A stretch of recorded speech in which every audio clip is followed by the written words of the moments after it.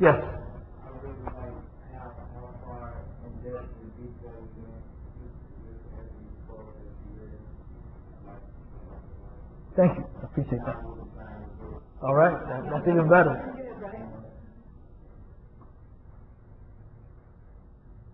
Frank is going to sign and have what's got back when we're done. Yes. Thank you for that.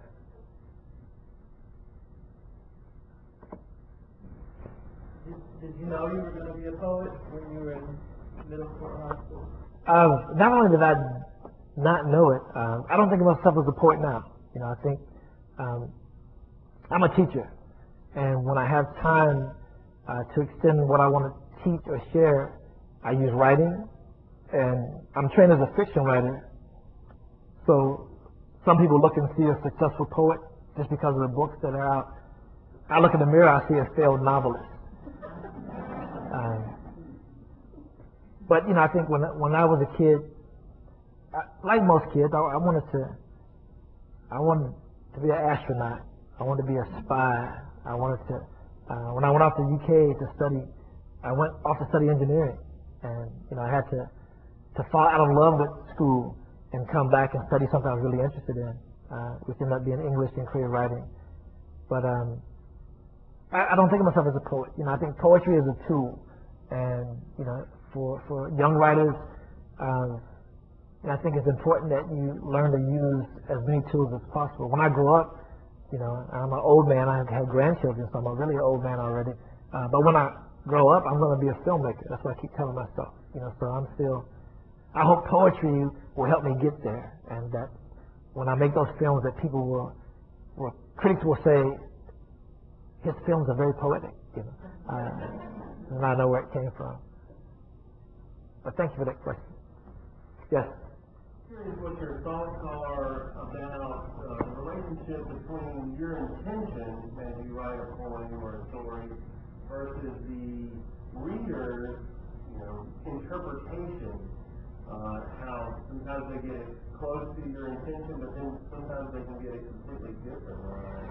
Yeah, well, I think that's not something you can control. You know, I think it's important for writers to think about density when they're writing, to leave enough room for everybody to be able to step inside the poem and make it their own.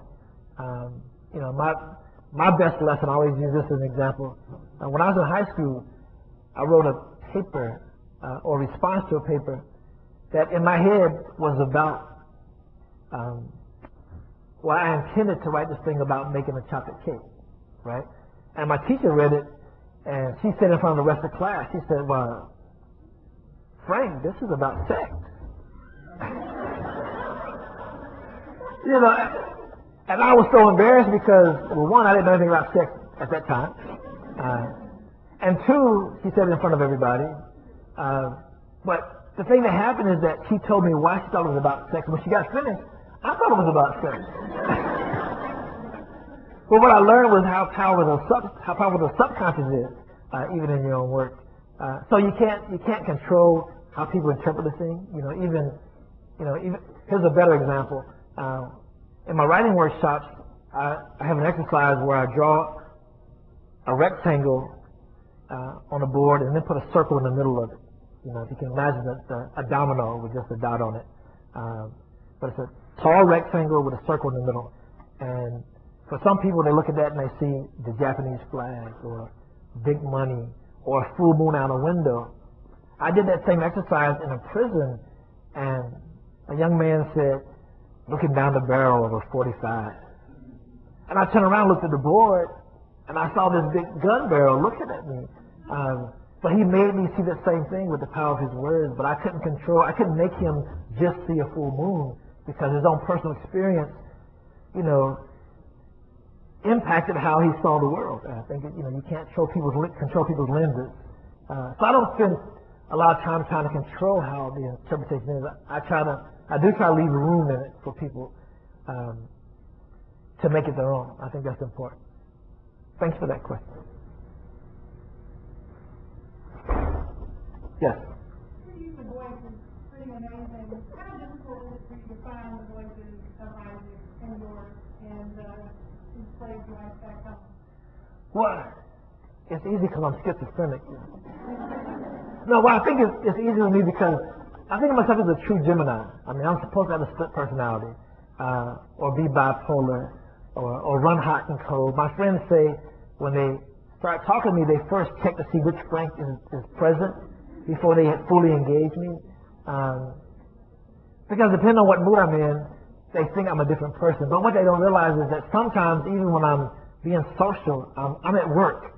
You know, I haven't let go of the thing I was working on that morning, but I had to go do this thing. But I really would rather be back home writing or in that book. And sometimes I just can't let it go. So I'm only half there, which is a bad thing if you're married, you know. And my wife is always trying to like get my attention. You know, are you here? I'm like, okay, yeah. I just hope I'm not driving when it happens. To me, it's really about the amount of research you're willing to do. You know, if you do enough research to write a good persona poem, and I think any poem, all you need is research, memory, and imagination, right? But you should be able to do enough research so that you know the character or the person so well you can imagine them in any situation. And my students do it, and they do it successfully all the time. It's not impossible. It's not that different from what fiction writers do all the time. So for me, it's not a leap because, remember, I'm a failed fiction writer. Still trying to figure out how to get it right. And so people aren't used to having those kinds of things applied, bless you, most times, to poetry. You know, it's crossing literary boundaries, but I'm okay with that. Does that make sense? Okay. I'm not really schizophrenic. I might be a little bipolar, though. Are you working on anything new right now? I'm always working on something. Are you on the path of some new story? You know, this moment, like right now. Yeah, I was kind of wondering where you are. I'm actually very here. I'm here right now. I'm in my bag, which I'm traveling with this week. I have about 100 pages of a novel that I'm working on. But the thing about these 100 pages, this 100 pages, this is part of a rewrite that I'm trying to fit in to the 300-page thing I finished last year. So I have till August on my own personal schedule to finish this novel. And I'm having a good time with it. And it's, you know, if the next question is what is it about, I would say I can't tell you, but it's I can say this much. It's about redemption. It's about what happens when two men who are both writers, who live in a mythical town in Kentucky, who come to be writers in two different ways. One comes to writing as a therapeutic response to ugly things in his life, and it makes him feel better, and he can exercise his demons. The other is trained to be a writer. He goes through the school system. He's a great reader, has great teachers, reads all the right books, and you know, he gets a degree and he's told he's a writer. But he's not as good as this other guy. But then the conflict happens when they turn out to be father and son. But they didn't know each other existed. And the father is actually, all the things that happened to him to make him a writer, it happened while he was in prison. He was put in prison when he was 16 because he was tried as an adult and charged with rape. And in Kentucky in the 70s, as late as 1975, one of the responses around the state to people who didn't support interracial relationships was to charge the black man with rape. And the full sentence was 20 years. And so this is based on the true story, but then, you know, mythologized and fictionalized to make it an interesting piece of fiction, I hope. So that's what I'm working on. And if any of you try to beat me to it, I'll take the sunflower seed oil to you. No, actually, that would not be a punishment. Yeah, see? You see? Just in the room by ourselves. Thank you, Barb. Anybody other questions? Yes. You do a lot of public engagement, you do a lot of talking. What do you do for speaking engagement? Or do you do in general for just a natural gift? I think you're a very good communicator. Well, I would say everything I do is because I had good instruction. you can't tell I'm nervous. I mean, I get so nervous before readings, I can never eat. So when I leave readings, I'm going straight to find some food. Because I've basically starved myself prior to the event. You know, I think everybody has to find a crutch. Like you may not have noticed, my crutch is my big left hand. Like if I move it, it's like, you know, when you're in the car and the wind is blowing, you put your hand out and try to find that current, and it just kind of rides the wind. I pretend that's what I'm doing when I move my hand and I'm reading, and it just makes me calm somehow. So that's my trick personally, and I don't want to see anybody else doing it. This is a student. I don't want to see you on TV going, because you have to make it look more natural. Try to weave it into the poem, you know. But that's really what I'm trying to find a way. I think that the thing that people don't think about is that you can't cut off your subconscious, and so there's always another conversation happening, even while you're talking. You know, you can be in another conversation, but you can use that other conversation as affirmation. I use my other conversation as my coach, and my coach says that sounded too fast, or you messed that word up, or slow down, or don't forget to breathe. So I hear all that in my head, but I try not to let you hear it. You know, the day that other voice comes through a microphone, I'm gonna run out of here. You know, but other than that, you know, I think that take that. If you want to do anything in public, those classes are so important because there's some basic stuff that are skills. I mean, I don't think I think people are born, you know, with a gift of gab, but as far as presenting in public, you know, there are things about pacing and projection and eye contact and knowing your subject and trying to have a narrative as you move through that are about things you learn in the classroom. So thank you for bringing them, and I hope I haven't ruined everything you taught with what I did today. But great question. Nobody's ever asked me that. Yes. How has your family's life been affected since you're like a writer? Like, how has anything changed differently versus the average? What, for them or for? For them. It is not a big deal in my family that I'm a writer. In fact, I'm not from a family of readers, which is interesting because I remember visiting my sister, and my first book had been out for about 4 years, and she had her copy on her living room table, and I was looking at it, and it was pristine. You know, it clearly had never been opened, and I was hurt by that. You know, and I noticed when people came over and they tried to pick it up, she would shoo them off of the book. You know, to her it was an art object, you know, that you just look at, you know, move it around, but you don't open it and actually read it, right?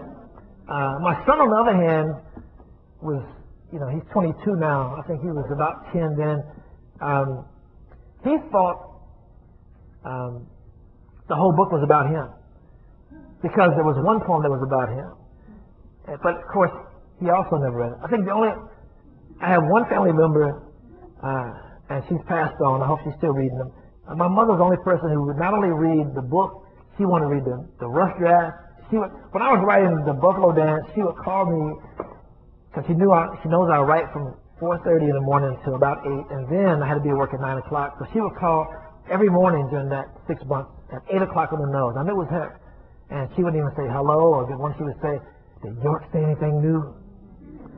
And that meant read the new poem, whatever it is. And I would read the poem, and she would say, "Read it again." And then she would say, "One more time." And then she would just hang up. No interest in me as a writer, but really invested in the subject. But I would say that you know, their lives haven't changed at all. Although recently there was a great deal of excitement when I won the NAACP Image Award. It wasn't because of the award; it was because it was on television, right? And they realized, and I sent a text and said, "I'm 30 rows behind Oprah Winfrey," right? So they get the text, and they're in Danville dancing in the street, you know, because the 3 degrees of separation now, because I'm there, they can almost touch Oprah Winfrey. And then, you know, I send pictures. This is my wife and Shamar Moore, and my sisters are turning cartwheels. You know, Shamar Moore, tell him I want to marry him. And the thing that really made it clear to me that it was never about me or the work or my writing is that all the conversations leading up to our trip to LA were about my wife and the red carpet. It was never about, you know, do you think you're going to win? Do you have a chance through the competition? The trophy, none of that. It was like, what is she going to wear? And believe me, I mean, she spent 3 weeks just shopping to answer that question. And I would hear these conversations. She'd, you know, when she walked out of the room saying, you know, I haven't found a jury yet. I got to get the right pair of shoes. I'm thinking, well, who's getting the award? Is it me? Her budget for the trip was bigger than mine, right? And I'm the one on stage, you know, getting the trophy and walking on stage. But when we came back, I mean, because she put it all on Facebook, and people they live through the whole thing. And people have told us, you know, we felt like we were there with you. You know, we followed the whole thing on Facebook. But nobody asked, you know, did you win? What did you do with the trophy? No idea what it was for. So that puts it in perspective. Nobody cares about writers. That's not true. You guys do. Was there a question back here?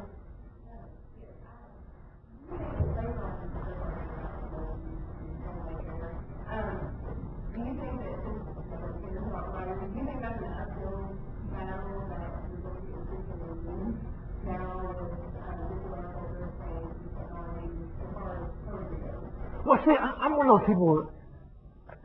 I think technology has made more readers because there are more people texting because there were no people texting before, right? And you have to communicate. You have to use words in this new technology. You know, until it becomes all about the Dick Tracy thing and you just talk and nobody's writing. I think we're at a disadvantage. And even with, you know, digital books and digital technology, you know, I was afraid at first that people would stop buying books, but I don't see that happening. I think that if you think of, you know, this as of a global experience, there are places in the world that might not ever get Wi-Fi, and that's a good thing, I think.